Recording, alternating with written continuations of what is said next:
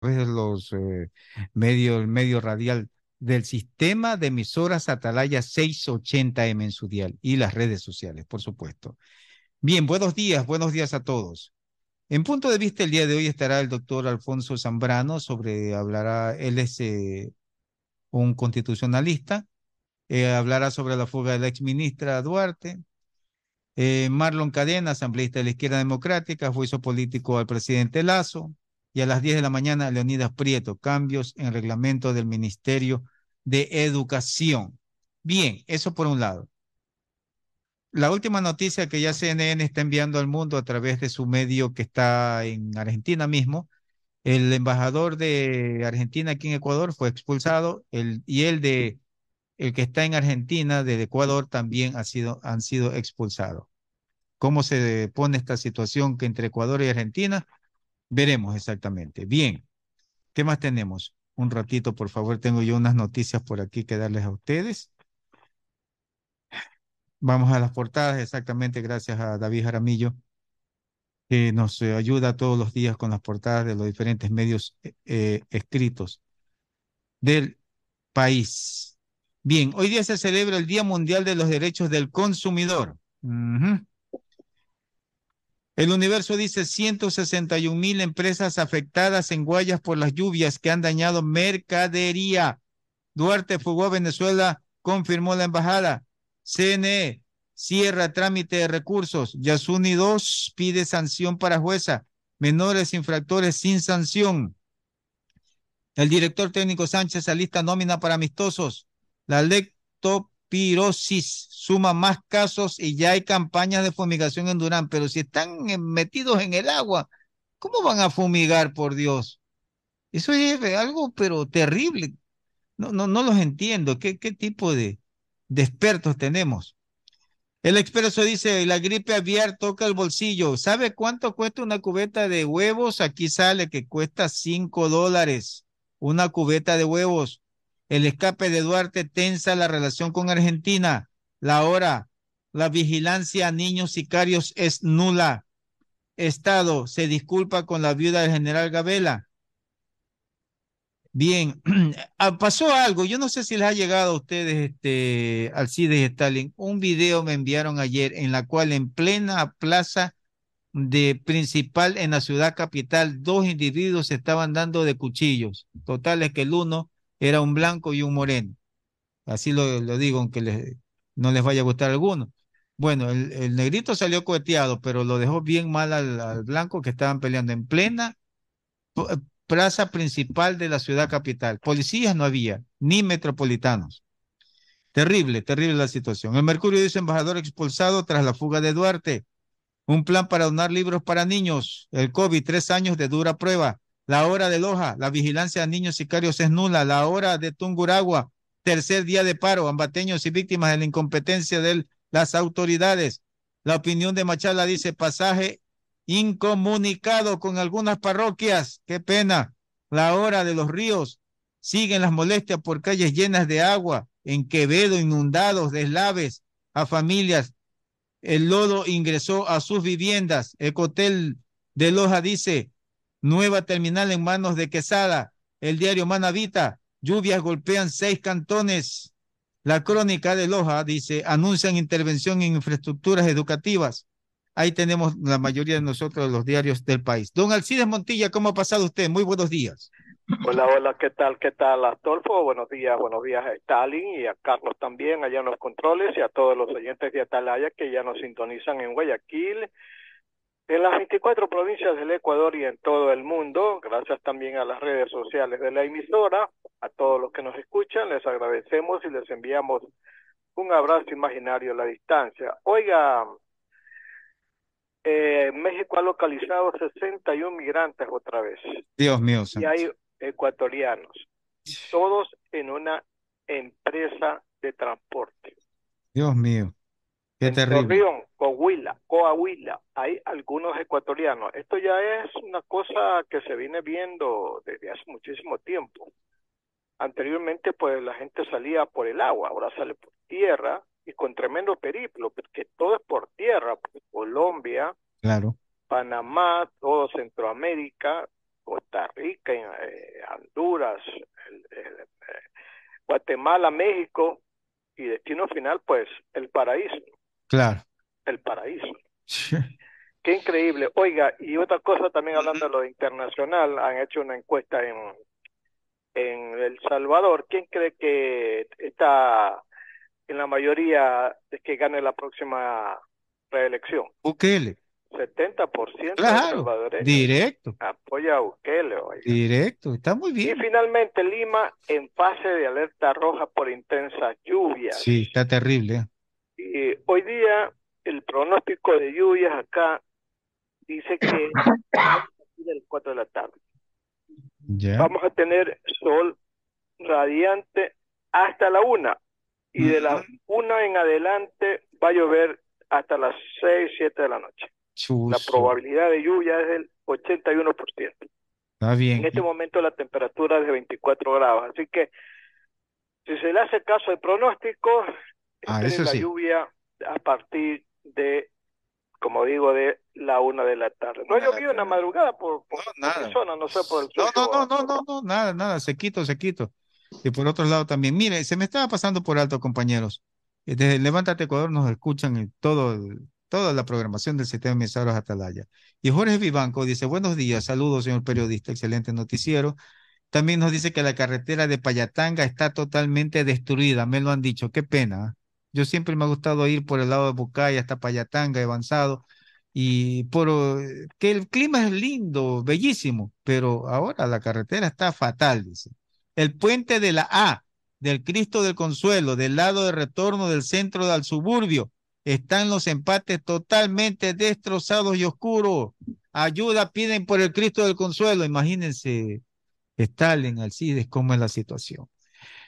Don Stalin Poveda, ¿cómo ha pasado? Buenos días, ¿qué tal? ¿Llovió por su zona o no? Bienvenido. Buenos días, saludos cordiales ecuatorianos. Alcides, gusto en saludarlo. ¿Cómo está usted, Astolfo? Y también Carlitos Pacheco en los controles. No llueve por acá en calma. Muy Eh, bien, pare- muy bien. parece que ha dejado de... Ni Bueno, diga, ni pero en diga algunos... porque le va a pasar como la institución esa que dice, ya no va a llover y de repente chaparrón, mejor que Bueno, calladito. pareciera ser que aquí en Guayaquil llueve a veces por sectores, ¿no? Así es. Usted ve que está lloviendo a 3 cuadras y llega a su sector y dice, aquí no llueve, ¿no? Bueno, pero en Sí, todo caso sí. así son los fenómenos climáticos.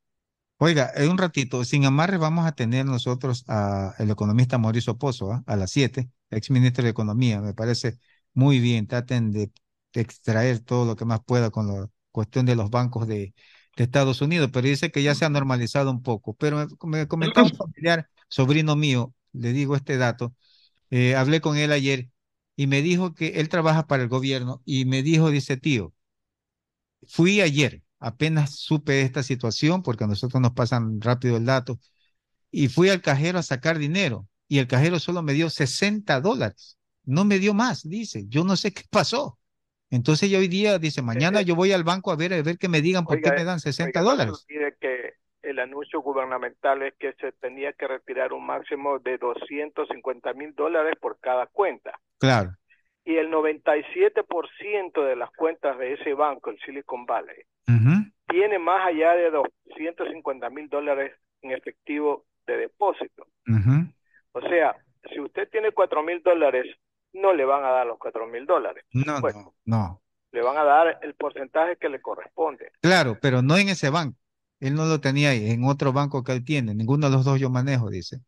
El gobierno tiene varios bancos que en la cual se Entonces, deposita su sueldo, pero me llamó la atención que solo me dé 60 dólares. Yo necesitaba en ese momento 300 y no me dio. es que hay Mañana 6 voy al bancos banco. más que están en la misma situación del Así Silicon dicen, Valley, estimado. así dicen, así Hay dicen. 6 bancos más, Bueno, sería bueno que ustedes ahora que van a tener correcto. con Mauricio Pozo le hagan la pregunta respectiva, que él es un conocedor de esto, ya tiene años en lo que es la cuestión económica. Ahora sí, don Stalin, ya no le interrumpo más, disculpe, ¿ah? Siga usted.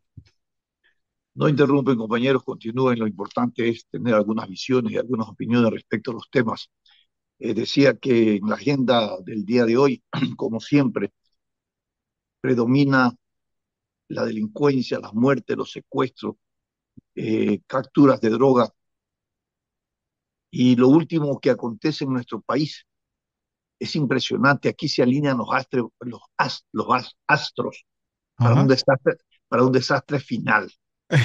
No diga eso, por ¿Dónde Dios. está la ex ministra, la señora que, que ha escapado de la señora María Ángel Duarte? Esto no es un misterio, ¿no? Esto es un escape anunciado. Y justo en un momento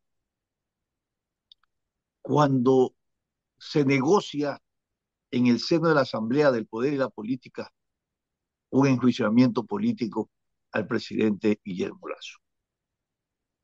Esto es hilar un poco fino, pensar que el gobierno ha negociado con UNES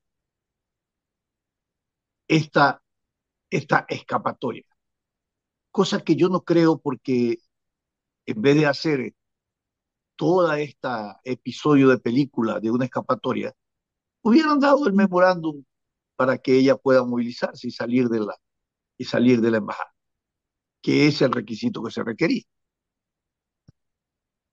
Bueno, no ha sido así, pero lo que deja entrever esto nuevamente es que el gobierno del presidente Guillermo Lasso, a nivel de América Latina, Ujú. ha perdido la relación de cooperación y colaboración con muchos países en donde los presidentes hoy responden a una tendencia del socialismo del siglo XXI y que son gobiernos amigos del correísmo. Esto limita significativamente la acción, no solamente diplomática, en el orden comercial, de relaciones bilaterales, con estos países, México, Colombia, Chile, Venezuela. Quien ha ganado más adeptos en este tipo de colaboraciones y de aliados es Maduro. Miren los contrastes, porque tanto México como Maduro son de alguna manera el depósito, no digamos el depósito, el lugar donde todos aquellos que están condenados y huyen terminan siendo protegidos por estos gobiernos. Venezuela, ahí tiene algunos condenados y sustanciados en causas de orden penal, de atraco a los bienes del Estado, y están en Venezuela. Ecuatoriano. En México también tenemos ex ministros, ex asambleístas asilados en ese país. De tal manera que esa protección que estos países dan a aquellos ecuatorianos que están siendo sustanciados por causas punibles, han encontrado pues sus espacios y sus garantías. Y esto un poco hace pensar que el gobierno no ha trabajado y ha profundizado acuerdos y relaciones estructurales fundamentales con estos países hermanos, que muchos están en la región, que están en el límite, que están en la relación fronteriza,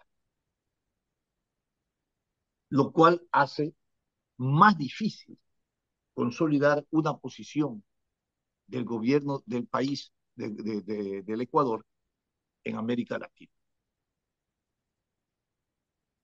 Es importante que los ecuatorianos observemos lo siguiente. Estos puentes en América Latina están rotos con los gobernantes. Hay una relación áspera con nuestro país.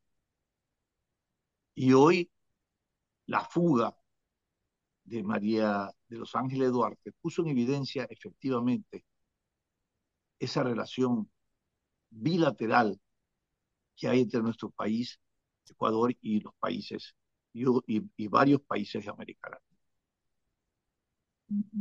Se rompen esos puentes a nivel de la región, como también se han roto los puentes a nivel interno de nuestro país, a nivel de la política y la gobernabilidad y del poder. El juicio político realmente se ha convertido en una telenovela de algunos capítulos que muchos están en construcción, capítulos que están en construcción, los últimos, los determinantes. Cuando uno está viendo una novela, al final los últimos capítulos tienen mucha expectativa porque son el cierre, con quién se quedará el uno, el otro, qué pasará, morirá, vivirá, en fin. Aquí está pasando lo mismo. Hay etapas que deben todavía que resolverse y la expectativa de que si la Corte Constitucional dará paso a la admisibilidad de la Corte Constitucional, qué va a pasar en el CAL antes de eso. Bueno, en fin, uno quiere ver ya el capítulo donde todos los actores estén alineados en que no va el juicio político o que va el juicio político. Hasta ahora han dicho que va, y eso no depende del criterio de los actores políticos a nivel de la Asamblea, depende de los actores constitucionales, la admisibilidad. Luego regresa, pues evidentemente, el juicio político a la Asamblea Nacional, se instrumenta y al final son los votos lo que va a determinar la permanencia de Guillermo Lasso en el poder o lo que ya está anunciado, que paralelo a eso, el presidente Guillermo Lasso, si es inevitable ya su juicio político, activará la muerte cruzada. Más inestabilidades, 7 meses de inestabilidad política en el país.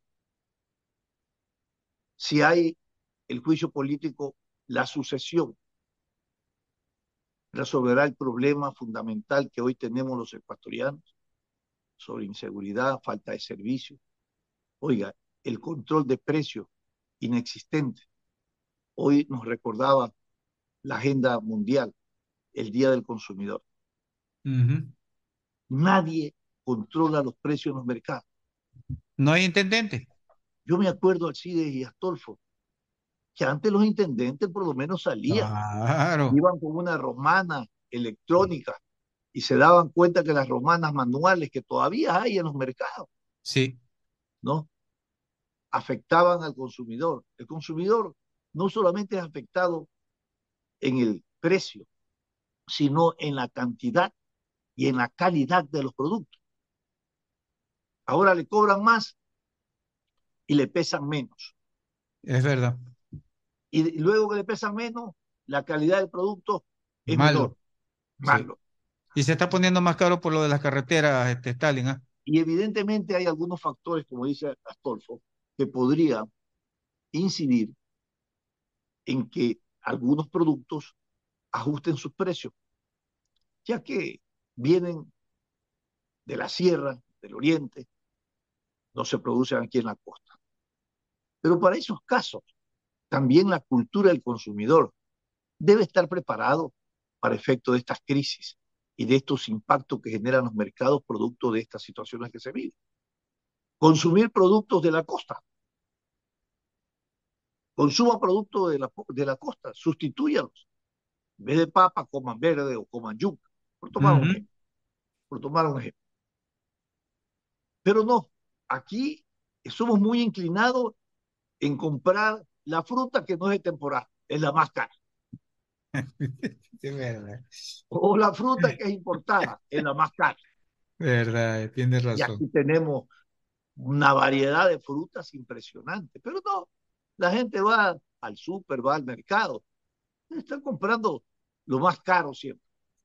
No busca la economía, no busca la economía. Ayer veía un testimonio de una señora que las cubetas de huevo, carísimo, $5, $6. Ujú, El ujú. mediano, el pequeño, el grande ni llega siquiera. Bueno, sustituye esa proteína con otra proteína. Sí, pues.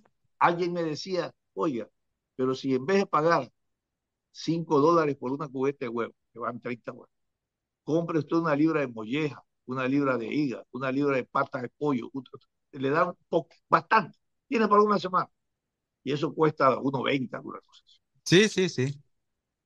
Pero la gente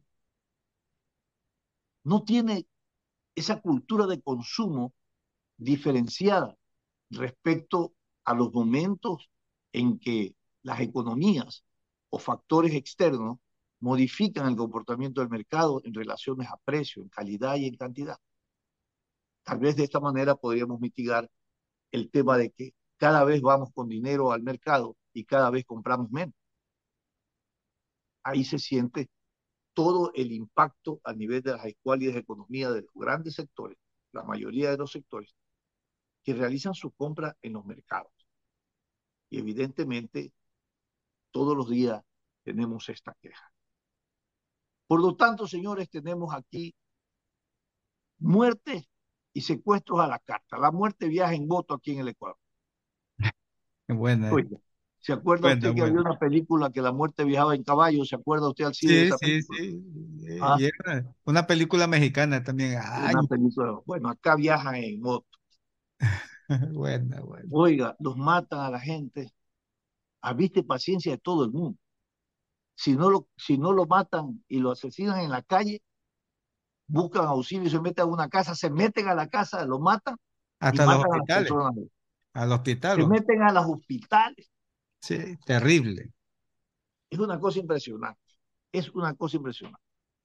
Hay médicos que vienen de otras partes del mundo a hacer trabajo social, solidario, Ujú. y están en los hospitales públicos, ¿no? Y resulta que están muy preocupados porque anuncian y las noticias le dicen, oye, aquí ya mismo vienen los criminales, los asesinos y matan al señor que está allá. Y entonces ellos están operando y dicen, bueno, ¿y cuándo nos toca a nosotros? Entonces ya piden previsiones, piden resguardo, piden todas estas cosas, porque no hay seguridad en ninguna parte. Solo para terminar, usted, Alcides decía al comienzo, bueno, ya la situación de la crisis en Estados Unidos, de estos bancos, un poco ya se está restableciendo. Pero es que ha tenido que salir el presidente Biden a decir que todas las personas tendrán en su bolsillo el dinero que tienen depositado. Primero fue 250.000, como dice Alcides, el 92, 95% son aquellos que han hecho estos depósitos, tienen estos depósitos, y el otro por ciento son los que tienen 2.000, 3.000, bueno, por encima de eso. A todos. Salió el presidente y dijo, no, no, todos tendrán su dinero en el bolsillo, a todos se les devolverá o llevarán su dinero. Ese es el factor confianza, señores. Correctísimo. Ese es el factor confianza de un gobernante. Entonces, con eso, la corrida, la estampida de que la gente sacaba la plata, no, ya fue parando un poco. Aquí quisiéramos que salga pues un presidente y nos diga, señores, nadie más estará expuesto al crimen, ni al tráfico, ni nada. El gobierno garantiza esto, con esto y con esto y con lo otro. No tenemos un mensaje así, pues. Las cosas ocurren mientras los videos se hacen públicos de los narcos generales. Bueno, en fin, vivimos hoy por hoy en una sociedad donde está deslegitimado el poder, la autoridad y la justicia. Increíble. El poder, la autoridad y la justicia están deslegitimados totalmente. Así. Cuando dos países tienen a sus dos embajadores retirados de las sedes diplomáticas, el sentido común dice que ahí existe un rompimiento de las relaciones diplomáticas. Ujú. Cuando Ecuador le dice al embajador Monge, que está en Argentina, véngase aquí a Quito que necesitamos hablar.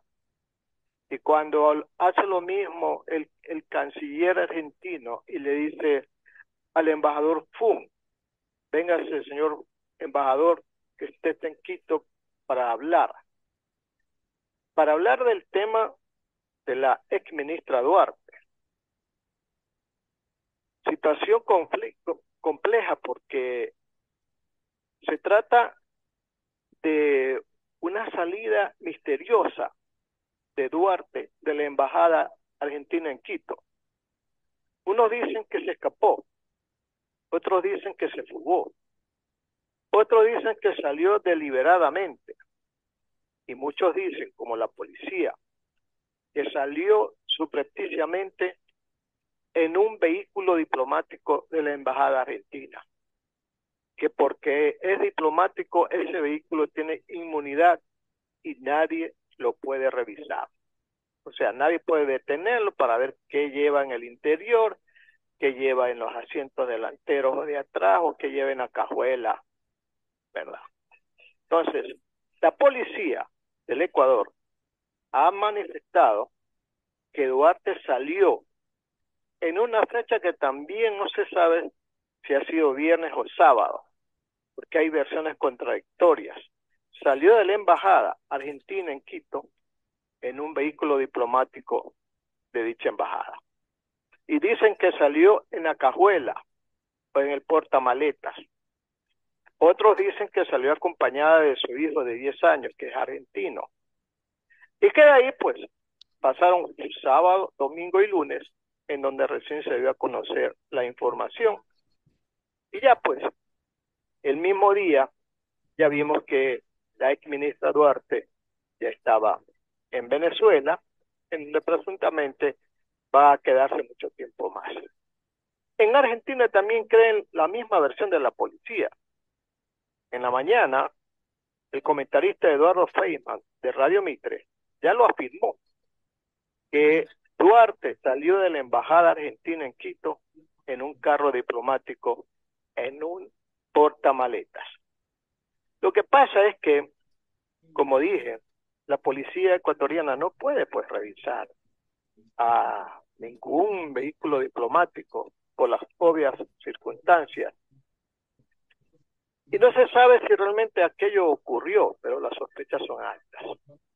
Que ocurrió la salida de Duarte, ocurrió. Que cómo ocurrió, eso es una cuestión que más temprano que tarde tendrá que dilucidarse. Y como decía al principio, estamos en un virtual rompimiento de las relaciones diplomáticas entre Argentina y Ecuador. Ecuador ha reclamado, porque no se le ha informado previamente de la situación, sino cuando ya ocurrió 2 o 3 días después del hecho. Y Argentina no ha dado una respuesta satisfactoria.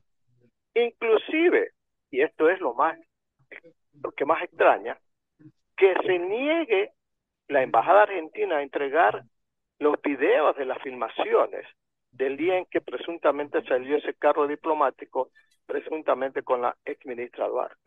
O sea, hay muchísimas preguntas que hacer y la Argentina tiene que responder muchísimas preguntas de esta naturaleza. Lo cierto es que por proteger a una ciudadana que está sentenciada por el caso Sobornos a 8 años de prisión y que estaba asilada, refugiada en la embajada argentina en Quito, pretendía que el gobierno ecuatoriano le dé el salvoconducto para ir a Argentina, donde ya había recibido la calidad de refugiada. Así las cosas. Muy bien. De esta naturaleza, 2 países que han mantenido excelentes relaciones diplomáticas, comerciales y políticas, ahora estén enfrentados por una situación de esta naturaleza. Veremos a ver qué pasa en las próximas horas y días, a ver si con las respuestas a las preguntas que se están haciendo por parte de la opinión pública se puede entender de la mejor manera qué es lo que ha pasado en esta situación de la exministra de Transporte del Correato, María de Los Ángeles Duarte. Estimado Javier. Vámonos al corte rapidito para regresar ya con nuestro invitado.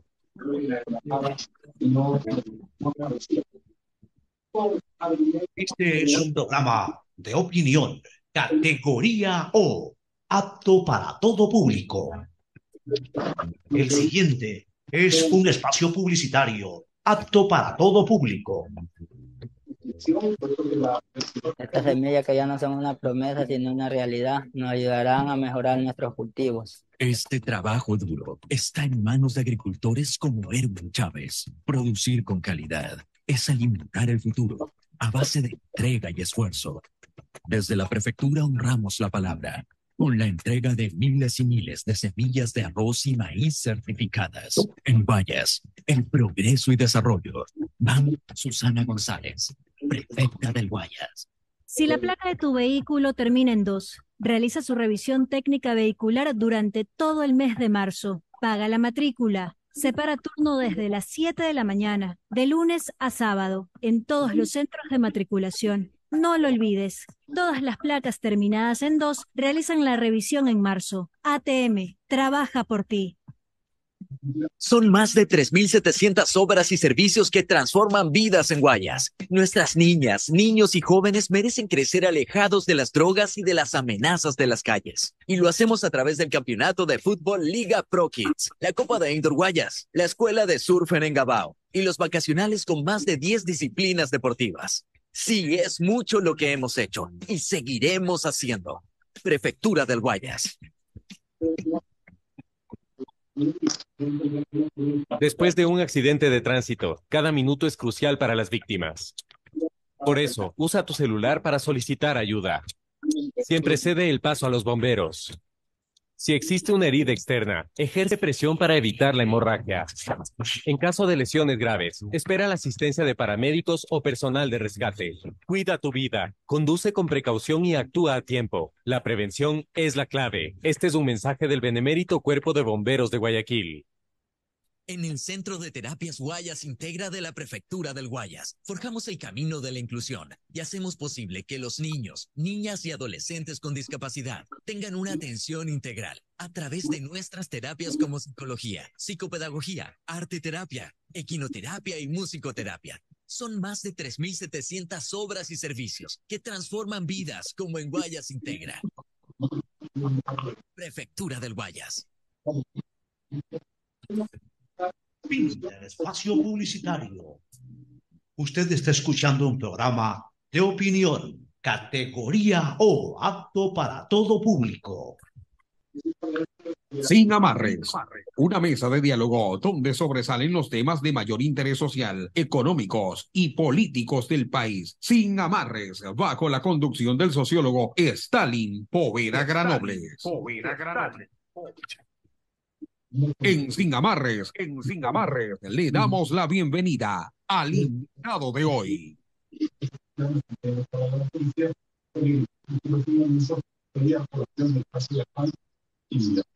Bien, ya estamos de regreso Sin Amarres a través del sistema de emisoras Atalaya 680M, siendo las 7:02. Tenemos a nuestro invitado, al economista Mauricio Pozo, ex ministro de Economía. Ustedes tienen la palabra, compañeros. Economista Mauricio Pozo, gusto en saludarlo, buenos días. Queremos abordar con usted desde su perspectiva, análisis y conocimiento el impacto de la crisis y el pánico financiero que se ha generado en Estados Unidos, producto de la crisis de uno de los bancos importantes, Silicon Valley y Signature Bank.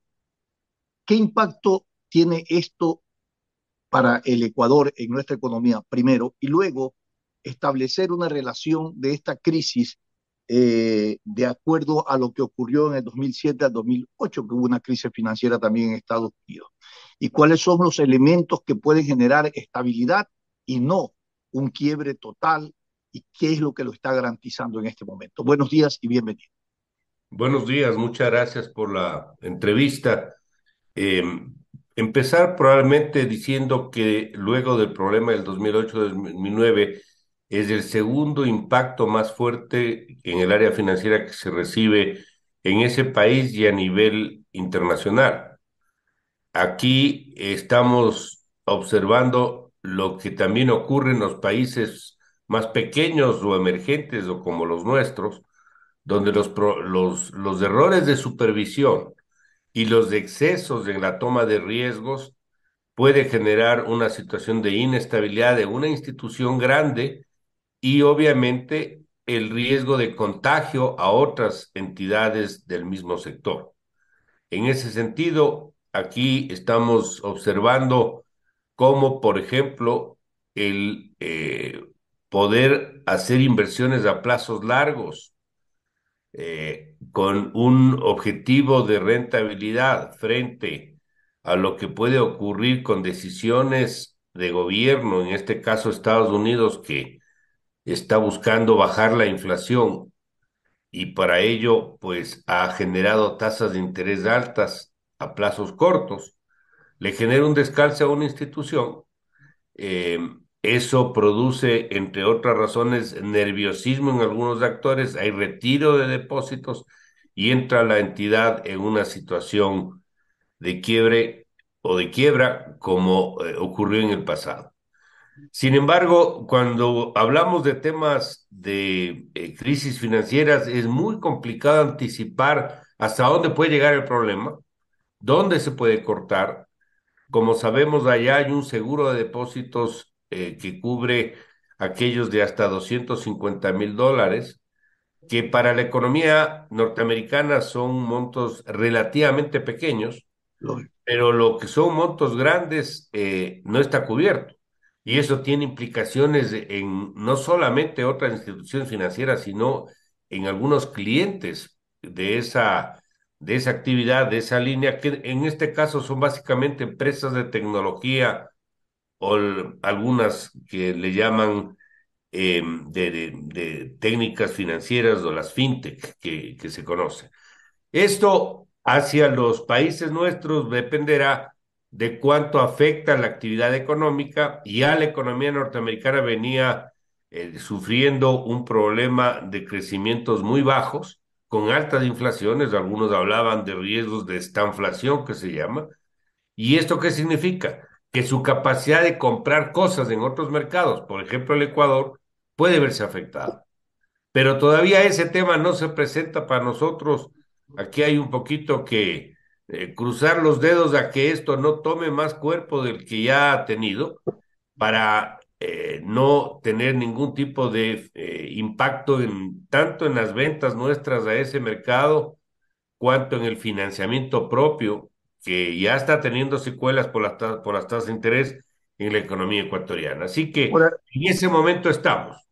ahora economista, eh, yo hablaba de qué es lo que puede dar o detener este proceso, que usted dice no se puede hablar de que este proceso se detenga inmediatamente, puede tener impredecibles consecuencias. Sin embargo, el presidente de los Estados Unidos, Joe Biden, ¿no es cierto?, ha salido con un mensaje para evitar justamente la corrida bancaria, retiros de depósitos. Tiene que ver mucho el nivel de credibilidad que tenga un gobernante para estabilizar un poco esta situación. Lo que usted acaba de anotar es el centro del tema. La credibilidad que imponga una autoridad, perdón, como es el caso del presidente de los Estados Unidos, o la credibilidad de la política monetaria norteamericana que la maneja el FED, el Banco Central Americano, son fundamentales a ver si el mercado les cree, toma una actitud de, yo diría, confianza ante el mensaje norteamericano, o se pone más nervioso y genera un retiro mayor de depósitos, ya no solo en el área de las fintech, perdón, del banco o de las relacionadas, sino y en el área de la banca comercial, que espero que eso no ocurra. Y ahí es fundamental. Yo creería, por lo que se ha podido ver, que la actitud del FED va a ser la misma. Es decir, el Banco Central no va a cambiar su decisión de continuar luchando contra un problema macroeconómico que es la inflación de ese país. Y para ello va a seguir con su decisión de ajustar las tasas gradualmente, tasas de interés, para poder controlar de alguna manera este problema de la inflación norteamericana, a pesar de que le genere una recesión probablemente más larga. Me parece que va a continuar en esa línea. ¿Y eso qué va a significar? Que la gente va a decir, continúan el programa, van a luchar contra este problema macroeconómico, por lo tanto, no va a impactar en el tema financiero, y yo me quedo tranquilo. Pero esa lectura o esas expectativas de los agentes económicos no se lo ve, sino en el tiempo. Cómo va reaccionando la gente y cómo va actuando. Frente a esa crisis ha habido muchos inversionistas que optaron por sacar el dinero que tenían en los depósitos, que no le daba rentabilidad, y ponerlo en compra de bonos del Estado. Y ahí pues se han estado pagando al 5 y hasta el 6%. Esto de alguna manera, y a corto plazo, a 6 meses, ¿no? Esto de alguna manera son inversiones golondrinas que no estabilizan el mercado, que solamente son de oportunidad. Cuando ocurren situaciones como estas, los mercados y los inversionistas buscan alternativas que les brinden seguridad y rentabilidad. Correcto. Y en el caso de que esto se concentre en una sola alternativa, eh, podría provocar un efecto cascada en otro tipo de operaciones. Yo creería que por el momento todavía eso no se da. Sin embargo, aquí usted puede tener cambios bruscos del comportamiento en horas. Por lo tanto, es muy complicado anticipar y no creo que nadie esté en la capacidad de hacerlo, de poder decir qué puede pasar el día de mañana con una situación de esta naturaleza.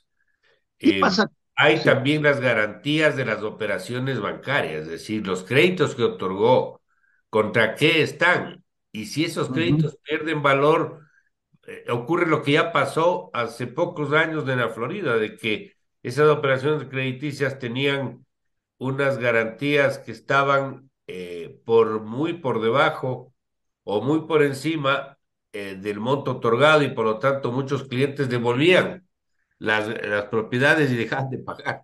Entonces, esos son temas que no sabemos si va a ocurrir, esperemos que no ocurra, pero sin duda está dentro de las posibilidades. Ahora, ¿cuál es el impacto que pueda tener en los multilaterales, en las relaciones que tienen los países con estos bancos, con estos multilaterales? Si se van a ver afectados, porque muchos países de América Latina, incluyendo nuestro país, depende mucho de su inversión y desarrollo de infraestructura de préstamos de multilaterales. ¿Se están viendo afectados? ¿Se pueden ver afectados o no? Yo creería que no, en buena parte porque los multilaterales son instituciones que se alimentan de los créditos de los gobiernos, fundamentalmente de los gobiernos. En la medida que los gobiernos cumplan con sus obligaciones y paguen sus créditos, no tiene por qué haber afectación. Más bien yo le diría, la preocupación de la comunidad internacional más bien va a premiar a instituciones que se manejan con niveles de riesgo mucho más severos. Fíjese, una institución como el Fondo Monetario, el Banco Mundial, el BID, jamás se le va a ocurrir, por ejemplo, lo que se acaba de producir en Silicon Bank, de invertir en criptomoneda, porque es una alternativa absolutamente volátil y riesgosa. Entonces, eso hace pues que estas instituciones, por su trayectoria, por la forma como manejan su portafolio, por donde invierten sus recursos, se vean más bien fortalecidas de la confianza internacional, que es lo que termina siendo lo esencial cuando hay este tipo de situaciones. Ahora, ¿están reguladas las inversiones de las criptomonedas o no? Bueno, usted sabe que la posición de los multilaterales no es a favor de estas Así, operaciones. esa No operación. están, no hay un banco central que respalde la circulación. Esto está sujeto a simplemente a la demanda. Si hay demanda de la moneda, hay operación de la moneda. Si deja haber demanda, se acabó. Y si hay más demanda, los precios suben o los rendimientos suben y los inversionistas se benefician. Pero es una operación estrictamente volátil y una operación sujeta a cualquier cosa. La prueba está en que ya han perdido recursos. Fíjese en el caso, por ejemplo, del Salvador. Sí. Se declaró las criptomonedas como moneda también de transacción legal. La gente no ha optado por esa alternativa porque la moneda existe cuando usted tiene confianza en la moneda. Cuando no hay confianza, eso desaparece. Se mantiene solo en la medida que la demanda se alimente por compras de moneda. Dejan de haber las compras, deja de haber la demanda y se cae el mercado. Y allá no ha dado el resultado que buscaron las criptomonedas de un país pequeño, pero creo que es un ejemplo. En la estabilización y equilibrios presupuestarios aquí en nuestro país, ¿qué afectación puede tener? En la medida que hayan recursos, por ejemplo, no recursos, sino movimientos que afecten el precio de algunos commodities, puede haber algún impacto, por decir el petróleo. Hay que ver Ya si ha esto sufrido. afecta. La economía norteamericana tiene la gran ventaja que es el principal proveedor y el más grande en oferta de crudo y eso le da cierta ventaja, pero eso no quiere decir que un problema de esta naturaleza, porque es muy difícil separar el tema financiero del resto de la economía, que no tenga impactos en el mercado petrolero. En esa medida sí puede haber una afectación en las finanzas públicas nuestras. La otra es en el costo del financiamiento. Todo aquel financiamiento que se vea de alguna manera afectado, por ejemplo, líneas de crédito a la banca nuestra, por el aumento de las tasas de interés, resultado del problema de afuera, y significa más costo para nosotros y significa o más restricción en el crédito o mayores costos internos del financiamiento doméstico. Aquí, como hay techo en las tasas de interés, no habría mayor impacto en algunos sectores, pero eso puede sentirse por el cierre de las operaciones o por la contracción del crédito las instituciones financieras de alguna manera contraigan su capacidad de financiamiento. En ese caso, nosotros tenemos una economía dolarizada. Los países vecinos no. Comparativas, las ventajas competitivas de mercado son favorables para quienes no estarían en la dolarización o viceversa. El que usted tenga la opción de defenderse de un choque externo, que es lo que estamos viendo, a través del uso de la política monetaria, sí es un arma de defensa para los países. Correcto. Nosotros no tenemos esa arma por estar dolarizados. Por eso es que siempre se pidió que una economía que no tiene política monetaria como la ecuatoriana se maneje con márgenes de seguridad mayores. ¿Esto qué quiere decir? Riesgo. Ahorros fiscales, claro. Reservas internacionales más altas y obviamente la posibilidad de tener mercados internos más flexibles. Y tenemos por ejemplo, el mercado laboral, que lamentablemente no lo es porque tenemos todavía una ley obsoleta que no funciona. O sea que no tenemos esos indicadores. Tenemos esos indicadores, pero sin duda estamos mejor de lo que estuvimos hace 3 años. O sea, la posición nuestra antes de entrar a la pandemia, este momento es mejor, porque las reservas internacionales se han recuperado, hay mejor nivel de posición fiscal, el déficit es menor. Acabamos de tener apoyo internacional terminado exitosamente con los multilaterales, los cuales nos abre una posibilidad de poder acceder a nuevo financiamiento si es que fuera la decisión del gobierno. Entonces sí tenemos una capacidad de mejor reacción ante esta situación de lo que tuvimos hace 3 años por el problema que se enfrentó al inicio de la pandemia.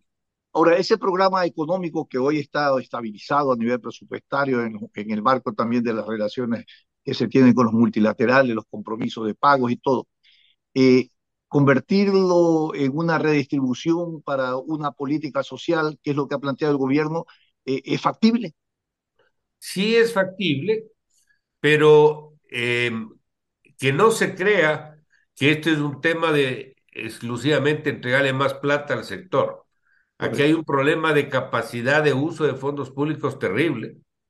La incapacidad de ejecutar un presupuesto es denominador común en muchas entidades del Estado, incluyendo a los propios ministerios. Impresionante. Entonces, que no crean que porque le van a dar más plata van a ver mejores servicios públicos. Si continúa la ineficiencia en el uso de los fondos, así le echen más plata, no va a llegar ese beneficio. Y eso inclusive da lugar a otras cosas. Cuando se entregan más recursos, se abren otros apetitos que ya hemos visto y eso no contribuye en nada. Entonces, ¿sí, se puede hacer eso? La respuesta es sí, pero va a depender de que mejoremos también en otros sectores para poder llegar a lo que la gente espera, porque esta conversación a los de la calle no les impacta o al menos no lo ven cerca. Eso sí sienten cuando van a un hospital o cuando les asaltan en las calles, ahí sí sienten el problema. Adoptar mecanismos de control en la calidad del gasto sería importante en esa redistribución, ¿no? Yo creo que siempre es importante que las finanzas públicas se manejen en orden y con responsabilidad.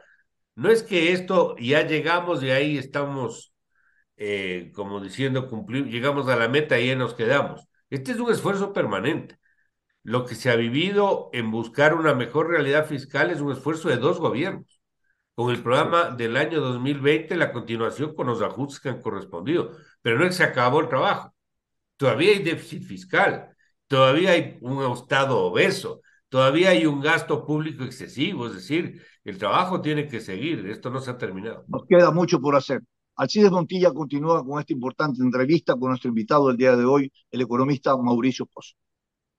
Gracias. Saludándolo al doctor Mauricio Pozo y primero felicitándolo públicamente, primero por la obtención del campeonato nacional de Aucas. Yo sé que usted es hincha, porque usted fue hijo pues, de don Gonzalo Pozo Ripala, que ayer la Asamblea Nacional entregó un acuerdo y condecoración, y ahí lo veo a usted recibiendo, como hijo del homenajeado, recibiendo este reconocimiento. Ahí lo veo en una foto al lado de unas viejas figuras del naipe político nacional, entre ellos del presidente de la Asamblea, don Iván Saquicela, jefe del bloque legislativo número 1, compuesto por él solo. Le quiero preguntar, mire, ayer, y hablando ya de Estados Unidos otra vez, ayer la inflación anual de Estados Unidos bajó, está en el 6%, información oficial. El Silicon Valley es un banco que tiene 40 años de operaciones y es el número 16 en tamaño en los Estados Unidos. Ayer, en un solo día, doctor, los clientes de este banco retiraron 42 mil millones de dólares de su cuenta y lo dejaron solamente con 1.000 millones. Y yo le pregunto, el presidente Biden ha dicho que va a ir al rescate de este banco utilizando fondos del presupuesto estatal. ¿Está bien que el Estado vaya en auxilio de un banco destinado a dar préstamos, a veces no tan santos, y que según dicen las malas lenguas, por eso es que ha quebrado, para recuperarlo? ¿O usted cree que este banco ya definitivamente debe dejar de existir? Si me permite, solamente haciendo un apunte de su intervención inicial, sí, efectivamente ayer hubo esa condecoración, lo cual nos llenó a toda la familia de mucho orgullo. Estuvimos presentes y recibimos una medalla y un escrito por parte de la Asamblea Nacional, así que agradecemos este gesto para mi padre, que sigue siendo un ícono del deporte ecuatoriano, y el estadio del Aucas, que mantiene el nombre de él. Así que esto simplemente como punto de respuesta a su primera parte. Fíjese, siempre es una discusión, y esto no es un tema nuevo, y la teoría económica no ha agotado todavía una decisión final si un problema de esta naturaleza exige necesariamente y siempre una participación de las autoridades públicas, como es un banco central, que en el caso norteamericano puede inyectarle liquidez, porque inclusive tienen su propia política monetaria. Es decir, no existe algo que diga, sí, señores, siempre que haya un problema bancario con estas características de este tamaño bancario, hay que intervenir y hay que meter el plata. Eso no existe. Eso va a ser variable de acuerdo a las circunstancias, al momento y a los riesgos para la estabilidad macroeconómica de cualquier país. Ahí es cuando las autoridades, el gobierno en turno, toma la decisión o no de participar. Entonces no se puede decir que es bueno o es malo, sino va a depender mucho de la situación. Cuando uno dice qué situación, lo que tiene que proteger una autoridad pública es la estabilidad económica. Y para proteger la estabilidad económica tiene que evitar, por ejemplo, que así sean errores individuales de los banqueros, llamémoslo así, por riesgos excesivos que adoptaron o cualquier otra cosa que se haya presentado, no termine afectando a toda la economía y no termine golpeando a muchos que no tienen nada que ver con los errores, pero que se van a ver afectados. Entonces, en ese sentido, la una es, señores, vamos a cubrir a todos los depositantes pequeños. Y por lo tanto, el seguro de depósitos, que por cierto lo tenemos también aquí en Ecuador, va a actuar y va a entregar todo lo que es hasta $250,000 para que esa gente no pierda la plata. ¿Qué va a pasar hacia adelante?